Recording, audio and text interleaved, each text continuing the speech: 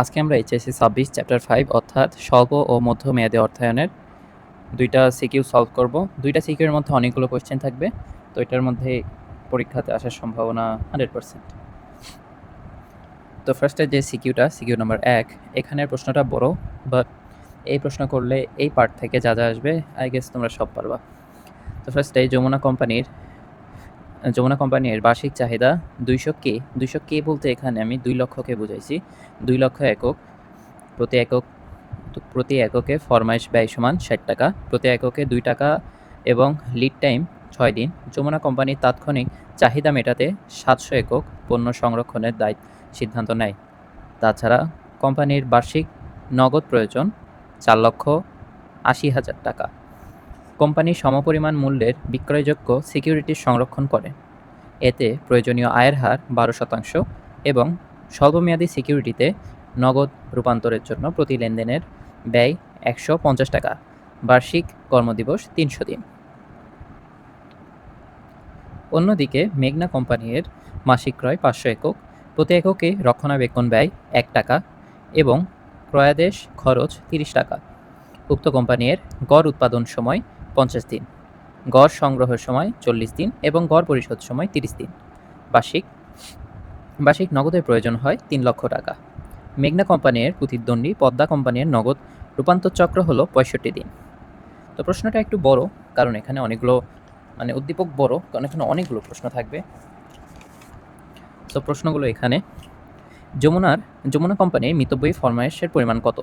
আমি ছোট করে লিখছি। মেঘনা কোম্পানির বার্ষিক মজুত ব্যয় কত? যমুনা কোম্পানির কাম্য নগদ পরিমাণ কত? যমুনা কোম্পানির পূর্ণ ফরমায়েশ বিন্দু নির্ণয় করো। এগুলো গতে আসতে পারে। অ্যান্ড ঘয়ের জন্য হলো 2500 একক থাকা অবস্থায় যমুনা কোম্পানির পূর্ণ ফরমায়েশের যৌক্তিকতা কি? তারপরে 2 নাম্বার, মেঘনার ন্যূনতম পরিচালন নগদ পরিমাণ কত? ন্যূনতম পরিচালন নগদ 60,000 স্থির করা হলে নগদ আবর্তনের উপর কি প্রভাব পড়বে? 3 নাম্বার, মেঘনা ও পদ্মার মধ্যে কোনটি নগদ অর্থ তুলনামূলক কম নিয়োজিত থাকবে? 4 নাম্বার, মেঘনার মজুদ ব্যবস্থাপকের প্রতি ফরমায়েশের 500 একক কেনার সিদ্ধান্ত নিলে তার সিদ্ধান্তের মোট মজুদ ব্যয় কত এবং এর ভিত্তিতে মূল্যায়ন করো। যমুনা এবং মেঘনার মধ্যে কোন কোম্পানির মজুদ ব্যয় বেশি? তো এক এক করে আমরা প্রত্যেকটা প্রশ্ন সমাধান করব। প্রথম থেকে আমরা শুরু করি। তো আমরা প্রথম থেকে শুরু করব। আমাদের প্রথম প্রশ্ন, যমুনা কোম্পানির মিতব্যয়ী ফরমায়েশ নির্ণয় করো। তো আমরা মিতব্যয়ী ফরমায়েশের পরিমাণ বা ইওকিউ, আমরা ইওকিউই লিখব, প্রশ্ন আর লিখব না, সমান 2AO ডিভাইডেড বাই সি। এখন আমরা পরিমাণগুলো লিখব। ইফ ইউ রিমেম্বার, এ ছিল 2 লক্ষ একক এবং এ মানে চাহিদা, এ হলো চাহিদা। এরপরে ও মানে একক প্রতি ফরমায়েশ ব্যয়, এটা হলো 60 টাকা। এরপরে সি সমান ব্যয় 2 টাকা। অতএব যদি তোগুলো এখানে নামাই, 2 লক্ষ গুণন 60 ভাগ 2, ঠিক উত্তর লিখে দিলাম, যার 606.1 বা 3464 একক প্রায়। পয়েন্ট 1 সমান 1 বেশিও ধরতে পারো, এটাও ধরতে পারো, সমস্যা নেই, 1 বেশিই ধরলাম। ওকে, এটা খুব সহজ। এরপর 2 নম্বর প্রশ্ন। 2 নম্বর প্রশ্ন ছিল মেঘনা কোম্পানির বার্ষিক মজুদ ব্যয় নির্ণয় করো। তো বার্ষিক মজুদ ব্যয় আবার আমরা ইওকিউ থেকেই করতে হবে। মিতব্যয়ী ফরমায়েশ আগে বের করে নিতে হবে। ইওকিউ সমান 2AO ভাগ সি ইজ ইকুয়াল টু, এখানে কিন্তু পরিমাণ লেখা নাই, এখানে ছিল 500 একক গুণ 12 টাকা করে সমান 600 একক, 6000 একক। ও সমান 30 টাকা আর সি সমান 1 টাকা। তো 2 গুণন 6000 গুণন 30 ভাগ 1 অর্থাৎ 600 একক। ওকে, এখন মেঘনা কোম্পানির বার্ষিক মজুদ ব্যয় নির্ণয় করতে হবে। আমরা জানি বার্ষিক মজুদ ব্যয়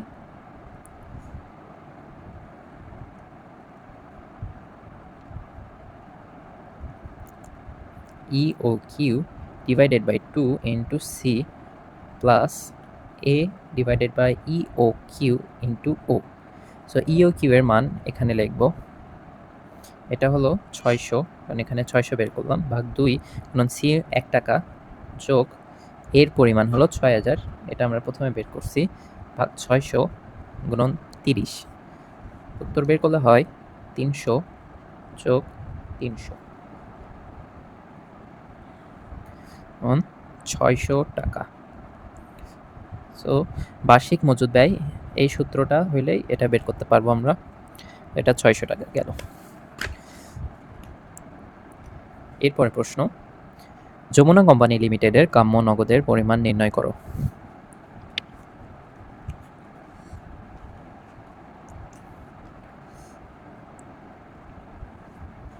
হ্যাঁ, 3 নাম্বার দিয়ে দিলাম। তো কাম্য নগদ পরিমাণ, অর্থাৎ এটা একটু সহজ বা ছোট, এখানে আমরা কিউ দিয়ে বের করতে হবে। Q is equal to 2BT divided I, same সূত্র, ই ও কিউ এরই সূত্র, শুধু এখানে বি এবং টি ইউজ করা হয়েছে। তো আমি দেখাই, এখানে টি বার্ষিক নগদ প্রয়োজন সমান 4,80,000 আর কি। এটা হলো বার্ষিক নগদ প্রয়োজন হলো টি, বি সমান 300 টাকা, এটা হলো নগদ রূপান্তর ব্যয়, আর আই সমান তো 12% বা 0.12। তো আমরা জানি কিউ ইজ ইকাল টু কাম্য নগদ পরিমাণ সমান কিউ, কাম্য নগদ পরিমাণ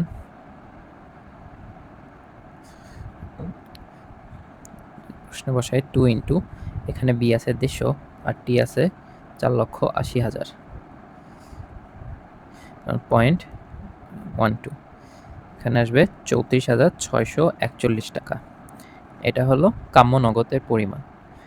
এরপরের প্রশ্ন হলো, উদ্দীপকের আলোকে যমুনা কোম্পানি লিমিটেডের পূর্ণ ফরমাইশ বিন্দু নির্ণয় করো।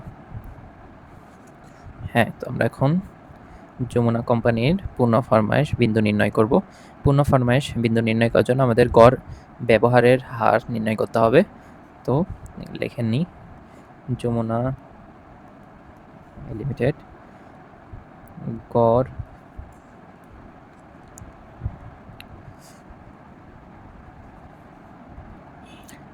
ব্যবহারের হার ইজ ইকাল টু বাৎসরিক চাহিদা ভাগ মোট কর্মদিবস। এখানে বাৎসরিক চাহিদা ছিল 2 লক্ষ এবং মোট কর্মদিবস ছিল 300 দিন, এখানে ছিল 2 লক্ষ। তো উত্তর হয় 6.67, 6,666.67 বা 6,667 একক। এটা প্রায়। গড় ব্যবহারের হার নির্ণয় করে ফেলেছি, এখন আমরা পূর্ণ ফরমাইশ বিন্দু নির্ণয় করব। পূর্ণ ফরমাইশ বিন্দু, নিরাপত্তা মজুদ যোগ দৈনিক গড় ব্যবহার গুণন লিড টাইম। নিরাপত্তা মজুদ আমরা অলরেডি দেখে ফেলছি 700 একক যোগ 667 গুণন 6 দিন লিড টাইম, অ্যান্সার হয় 4,702 একক। পূর্ণ ফরমাইশ বিন্দু হলো 4,702 একক। এরপরে আমরা পরের প্রশ্নগুলো দেখব।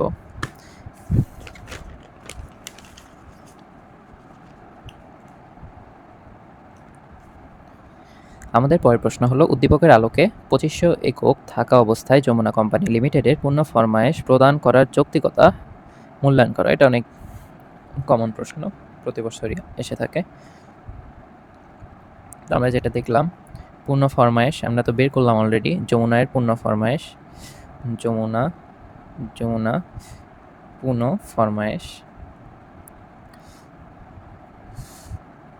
ফরমায়েশ সমান 4,702 একক।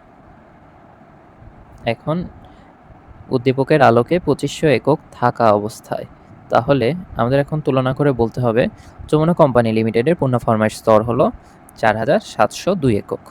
প্রতিষ্ঠানটি যদি 2500 একক থাকা অবস্থায় পূর্ণ ফরমাইশ দেয় তাহলে সংকটে পড়বে, কারণ এখানে যে ৪,৭০২ একক পণ্য থাকা অবস্থায় পুনরায় যদি পণ্য কেনা হয় তাহলে অর্ডার দেওয়ার প্রয়োজন ছিল, কিন্তু এখানে তো অলরেডি ৪,৭০২ একক আছে, তাই এটার প্রয়োজন পড়বে না। তাই তোমরা এভাবে গুছিয়ে লিখতে পারো। এখানে যেহেতু আমরা আগের প্রশ্নেই বের করছি ৪,৭০২ একক, এজন্য আমরা আর লিখছি না। এই ধরনের প্রশ্ন যদি আসে যে উদ্দীপকের আলোকে কোনো পরিমাণ থাকা অবস্থায় কম বা বেশি থাকলে, যদি কম থাকে তাহলে কোম্পানির পূর্ণ ফরমায়েশ প্রদান করার যৌক্তিকতা, এভাবে তুমি লিখতে পারো, বা একটু প্যারা করে লিখতে পারো যে প্রতিষ্ঠানটি যদি ২৫০০ একক থাকা অবস্থায় পূর্ণ ফরমায়েশ দেয় তাহলে প্রতিষ্ঠান পণ্য সংকটে পড়বে, কারণ ৪,৭০২ একক পণ্য থাকা অবস্থায় পুনরায় পণ্য কেনার জন্য অর্ডার দেওয়া প্রয়োজন ছিল। এভাবে এরপরের প্রশ্নতে আমরা যাব। পরের প্রশ্ন ছিল, মেঘনা কোম্পানির ন্যূনতম পরিচালন নগদ পরিমাণ নির্ণয় করো। ন্যূনতম পরিচালন নগদ ৬০,০০০ টাকা স্থির করা হলে নগদ আবর্তনের উপর কী প্রভাব পড়বে বিশ্লেষণ করো। হ্যাঁ, তো এখানে দেওয়া আছে গড় মজুদ সময় সমান ৫০ দিন, গড় পরিশোধ সময় সমান ৩০ দিন, অ্যান্ড গড় আদায় সময় তো ৪০ দিন। এটাকে আমরা প্রকাশ করব AAI APP ACP। তো আমরা জানি নগদ রূপান্তর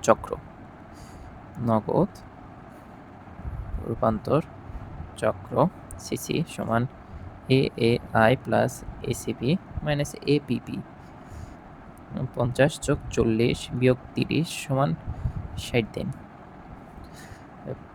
নগদ আবর্তন CD ইজ ইকুয়াল টু ৩৬০ ভাগ CC, তো CC বেরোলো ৬০ দিন, তাইলে ৬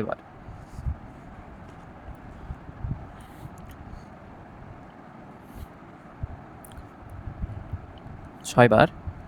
অতএব ন্যূনতম পরিচালন নগদ ইজ ইকুয়াল টু মোট নগদ বহিঃপ্রবাহ ভাগ সিটি, এই নগদ আবর্তন বা সিটি। এটা হলো ৩ লক্ষ, মোট নগদ বহিঃপ্রবাহ হলো ৩ লক্ষ, আর সিটি ইজ ইকুয়াল টু ৬ বার সমান ৫০,০০০ টাকা।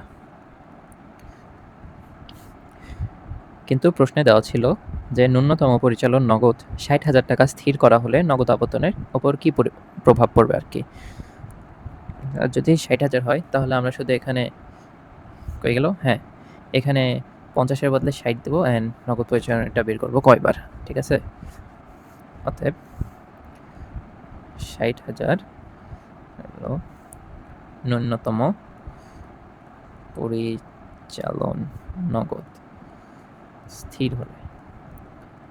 হলে নগদ আবর্তন সমান, আমি ডিরেক্ট পরিমাণটা লিখে দিচ্ছি কারণ এখানে ৩ লাখ ছিল, ৩ লক্ষ ভাগ এখানে হলো ৬০,০০০, কারণ আমরা এটাই বের করতেছি। ৬০,০০০ যদি স্থির করা হয় তাহলে ৫ বার হবে, তার মানে একবার হ্রাস হয়ে ৫ বার হবে। আগে যেখানে ৬ বার হচ্ছিল, এই তো নগদ আবর্তন ৬ বার বের হয়েছিল, এবার সেটা ৫ বার হয়েছে।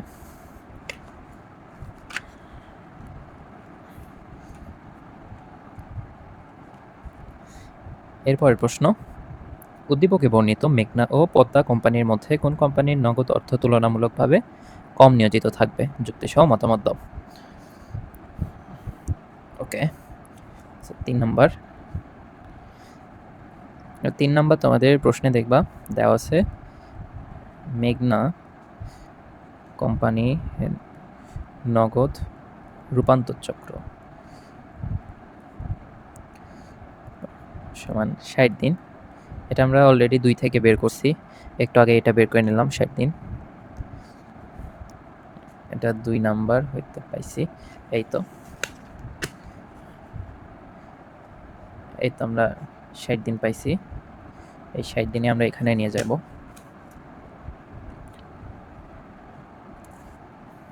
৬০ দিন, এটা হলো সিসি, পদ্মারটা সেম সমান ৬৫ দিন, এটা প্রশ্নেই আছে। C C C C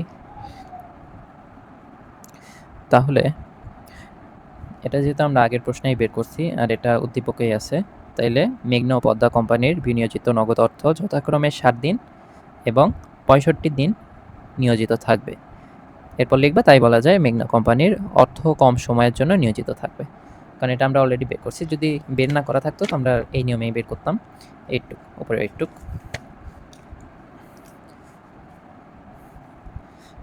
and এই অধ্যায়ে তোমাদের বেসিক জানা থাকলে অধ্যায়ের প্রশ্নগুলো অনেক বেশি সহজ লাগবে। এরপর প্রশ্নতে যাব আমরা। পরের প্রশ্ন হলো মেঘনা কোম্পানির মজুদ ব্যবস্থাপকের প্রতি ফরমায়েশ 500 একক কেনার সিদ্ধান্ত নিলে তার সিদ্ধান্তটি মোট মজুদ ব্যয়ের ভিত্তিতে মূল্যায়ন করো। ওকে, আমাদের মোট মজুদ ব্যয় নির্ণয় করতে হবে। তো এখন আমরা 4 নাম্বারটা শুরু করব। 4 নাম্বারটা শুরু করার জন্য আমাদের মেঘনা কোম্পানির পূর্ণ ফরমায়েশ ব্যয় 500 একক ক্রয়ের সিদ্ধান্ত নিলে কী হবে সেটা লিখি। এ ইজ ইকাল টু, এখানে 500 একক 12 টাকা করে, 6000 একক, এবং ইও এন, এটা হলো নতুন ফরমায়েশের পরিমাণ, তাই এখানে এন দিছি 500 একক। তো আমরা জানি যেটা মোট মজুদ ব্যয় ইজ ইকাল টু মোট ফরমায়েশ ব্যয় যোগ মোট বহন ব্যয়, A divided by E O N into O plus E O N divided by 2 into C. তো আমি যদি মান বসাই 6000 ভাগ 500 গুণ 30 যোগ 500 ভাগ 2 ইন্টু 1, অ্যান্সার বেরোবে 610 টাকা। অর্থাৎ কাম্য পরিমাণ ফরমায়েশের মোট মজুদ ব্যয় যেটা ছিল সেটা হলো 600 টাকা ছিল, আর নতুন ফরমায়েশ ব্যয় 500 একক হলে মোট মজুদ ব্যয় বৃদ্ধি পেয়ে 610 টাকা হবে। তো এখন 600 একক কই ছিল, তাই না? আমরা একটু আগেই বের করে আসছি 600 একক। এই তো আমরা 600 একক বের করছিলাম। এটার প্রশ্ন ছিল মেঘনা কোম্পানির বার্ষিক মজুদ ব্যয়ের পরিমাণ। তো এটা আর এটা রিলেটেড, এই জন্য 600 তখন ছিল, এখন 610 হয়েছে, মানে 10 বৃদ্ধি পাইছে আর কি। এটা আমাদের লাস্ট প্রশ্ন আর কি। যমুনা ও মেঘনা কোম্পানির মধ্যে কোন কোম্পানির মোট মজুদ ব্যয় বেশি? এটা গাণিতিকভাবে বিশ্লেষণ করতে হবে। তো আমরা অলরেডি যমুনা মেঘনা কোম্পানির মোট মজুদ ব্যয় নির্ণয় করতে হবে, কিন্তু আমরা মেঘনাটা বের করছি। মেঘনা 5 নম্বর প্রশ্ন, মেঘনা সমান 600 টাকা। এখন আমরা যমুনাটা বের করব। সেম সূত্র হতে পড়বে, আমি আর লিখলাম না, আচ্ছা লিখি দাও। মোট মজুদ ব্যয় সমান এ ডিভাইডেড বাই ইও ইন্টু ও প্লাস ইও ডিভাইডেড বাই 2 ইন্টু সি। এগুলো প্রশ্নেই দেওয়া আছে সবগুলো মান। 2 লক্ষ এর মান বা চাহিদা 3665 ইন্টু 60, 3465 যোগ 3465 ভাগ 2 গুণন 2। তো হ্যাঁ, এটা দেখায় 3465 কখন বের করলাম সেটা দেখাই। আমরা সর্বপ্রথমেই আমরা এই মানটা বের করছিলাম ইও এর মান যমুনার, ওখান থেকে আমরা এটা বের করছি। যদি না বের করে থাকতাম আমাদের আবার বের করতে হতো, এর জন্য আমাদের প্রথমে সব অঙ্ক করে নিয়েছিলাম আর কি। এর জন্য বলা চলে প্রত্যেকটা অঙ্কর সাথে রিলেটেড। তো এটার অ্যান্সার আসবে 6928 টাকা। মেঘনা ছিল 600 টাকা অ্যান্ড এটা হলো 6928 টাকা। তার মানে এখানে যমুনা কোম্পানির মোট মজুদ ব্যয় 6928 টাকা এবং মেঘনার মোট মজুদ ব্যয় 600 টাকা। অতএব যমুনা কোম্পানির মোট মজুদ ব্যয় অপেক্ষাকৃত বেশি। হ্যাঁ, তো হ্যাঁ, এই পার্ট থেকে প্রশ্ন আসলে এগুলোর মধ্যে থেকেই ঘুরে ফিরে আসবে। এরপরে আমরা এই অধ্যায়ের নেক্সট পার্টে যাব, অর্থাৎ ওই তো বাণিজ্যিক পত্রের ব্যয়, ঋণ, এই তো ব্যাংক ঋণের ব্যয়, এসব আর কি। তো আমরা এই অধ্যায়ের আরেকটা অংশ, এখান থেকে একটা প্রশ্ন করব। সিকিউ আর কি। এটা করলে মোটামুটি সব কমন পেয়ে যাব। আমরা প্রশ্নটা একবার পড়ি। আমি প্রশ্নটা খুব সহজে মানে লিখছি আর কি। প্রশ্ন লিখতে খুবই বিরক্ত লাগে, তাও ভিডিওর জন্য লিখতে হয়। লিখছি, আবির একজন ক্ষুদ্র ব্যবসায়ী। ব্যবসায়ের চলতি মূলধনের জন্য তার 1.5 লক্ষ টাকা প্রয়োজন। দুটি বিকল্প থেকে তিনি অর্থায়ন করতে পারেন। বাকিতে পণ্য ক্রয় করলে পরিশোধের শর্ত হলো 2/10 নিট 70 আর 360 দিন মেয়াদি ব্যাংক পরিশোধের ঋণ নিলে 12% সুদ এবং 20% ক্ষতিপূরণ উদ্বৃত্ত। অন্যদিকে সাদমান 5,000 টাকা চলতি মূলধনের প্রয়োজন। দুটি বিকল্প আছে তার, 2/10 নিট 90 এবং 5,000 টাকা মূল্যের বাণিজ্যিক পত্র 4,500 টাকায় বিক্রি করা যায়। মেয়াদ 6 মাস। হ্যাঁ, তো এরপরে আমরা 4টা প্রশ্ন লিখছি। 4টা প্রশ্ন হলো, প্রথমটি হলো আবিরের ব্যবসায় ঋণের ব্যয় কত, আবিরের ব্যাংক ঋণের ব্যয় কত এবং সাদমানের বাণিজ্যিক পত্রের ব্যয় কত। এবং উচ্চতর দক্ষতার জন্য 3টা প্রশ্ন হলো, আবিরের পাওনাদারের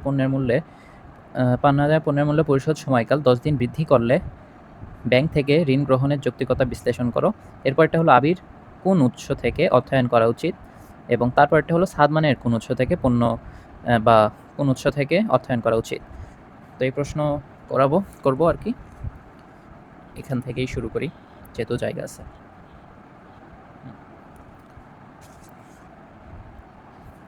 আমাদের প্রথম প্রশ্ন ছিল আবিরের ব্যবসায় ঋণের ব্যয়। তো এখানে দিলাম আবিরের ব্যবসায় ঋণের ব্যয়।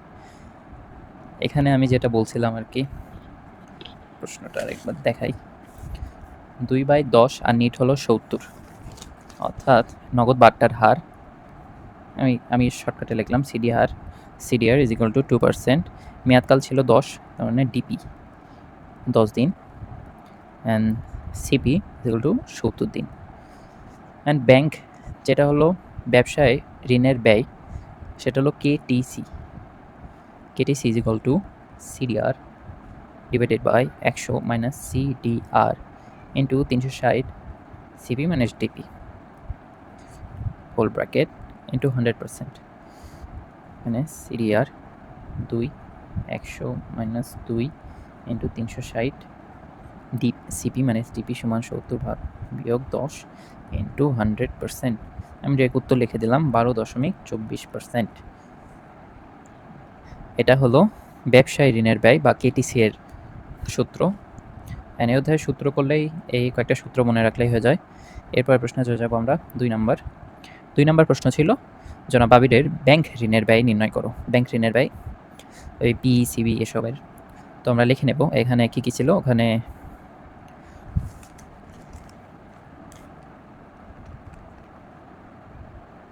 জনাব আবিরের 1.5 লক্ষ টাকার প্রয়োজন ছিল, তার মানে পি ইজ ইকুয়াল টু 1.5 লক্ষ এবং 12% সুদ, অর্থাৎ I is equal to P is ইকুয়ালটাকে লিখে নিই 1.5 লক্ষ, আই ইজ ইকুয়াল টু 12%, তার মানে বড় আই ইজ ইকুয়াল টু 1.5 লক্ষ ইন্টু 12%, 1.5 লক্ষ ইন্টু 12%, এটা ছোটো আই, এটা বড় I, is equal two 18,000।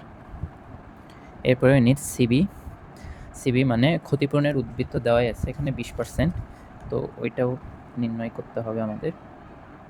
Sorry, এখানে একটু ভুল কমা হয়ে গিয়েছিল, 30,000 টাকা, 30,000। অ্যান্ড অবশেষে মেয়াদ ছিল 360 দিন। তার ব্যাংক ঋণের ব্যয় নির্ণয় করবো আমরা। ব্যাংক ঋণের ব্যয় সূত্র হলো I divided by P minus CB into 360 divided by DM into 100%। তো আই আমরা বের করে ফেলছি 18,000, পি ইজ ইকাল টু 1.5 লক্ষ ডিভাইড মাইনাস 30,000 সিবি ইন্টু 360 ভাগ 360 গুণন 100। আমি যে ক্যান্সেল লিখে দিব 15%।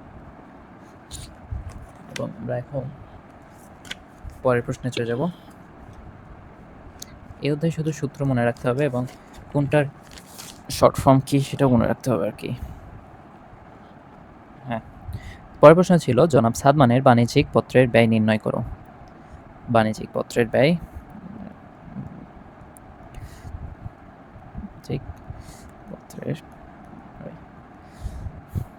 কেটিসি, কেবিএল এসব সূত্র অবশ্যই মনে রাখবা। এখান থেকে প্রশ্ন আসার সম্ভাবনা বেশি, কারণ এটা কম্পারেটিভলি একটু সহজ। তো এটা ব্যয় is equal to FV minus NSV, NSV ভাগ NSV into 360 divided by DM into 100%। প্রশ্নে অলরেডি ছিল সে 5,000 টাকা ঋণ নেয় এবং 4,500 টাকা থাকে ওর নেট বিক্রয় মূল্য, এবং সেটা 4,500 কারণ 360 ভাগ 6 মাসের মেয়াদ ছিল, তাই 180 কারণ 100% ইকুয়াল টু 22.22%। এটা হলো তার বাণিজ্যিক পত্রের ব্যয় 22.22%। এগুলো খুব সহজ ছিল। এরপর আমরা উচ্চতর দক্ষতায় চলে যাব। উচ্চতর দক্ষতার 1 নাম্বার প্রশ্নটা ছিল আবিরের পাওনাদার পণ্যের মূল্যের পরিশোধ সময়কাল 10 দিন বৃদ্ধি করলে ব্যাংক থেকে ঋণ গ্রহণের যৌক্তিকতা নির্ণয় করো। তার মানে 10 দিন বৃদ্ধি করছে, এর ফলে যেটা হবে ওর যে সিপিটা ছিল সেটা বৃদ্ধি পাবে, মানে ঋণের মেয়াদকাল যে সিপি ছিল ওইটা 70 ছিল আগে, যোগ 10 হয়ে যাবে সমান 80। হ্যাঁ, বাকি সব সেম থাকবে। KTC to CDR 100 minus CDR, okay 100 minus CDR into 360 CP ভাগ ডিপি ইন্টু 100%। ওকে, সব পরিমাণ সেম থাকবে 360। এখানে যদি শুধু 70-এর জায়গায় 80 বসবে, বিয়োগ 10 গুণন 100%। ওকে, সো এটা 10.5% হবে। আগে যেটা ছিল 12.24%, এটা সেটা একটু কমে 10.5% হয়েছে। তাইলে এখানে পাওনাদার পণ্যের মূল্যের যে পরিমাণ সময়কাল 10 দিন যদি বৃদ্ধি পায়, তাহলে এটা হবে পরিমাণটা 10.5% হবে। অন্যদিকে ব্যাংক ঋণের হারের ব্যয় হলো 15%। তাই ব্যবসায়ী ঋণের ব্যয় অপেক্ষা বেশি, এজন্য ব্যাংক ঋণ গ্রহণ করা যৌক্তিক, কারণ এখানে পরিমাণ কম। যেখানে আমার সুদ বা ঋণ পরিমাণ কম টাকা দিতে হবে সেটাই কম্পারেটিভলি ভালো, এজন্য আমরা যেটার এটা কম সেটাকেই বেশি ভালো বলে প্রেফার করব, এজন্য এক্ষেত্রে এটা ভালো।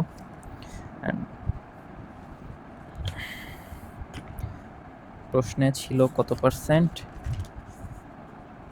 ও হ্যাঁ, এই তো ব্যাংক ঋণের ব্যয় 15% ছিল, আর এখানে হয়েছে 10.5%।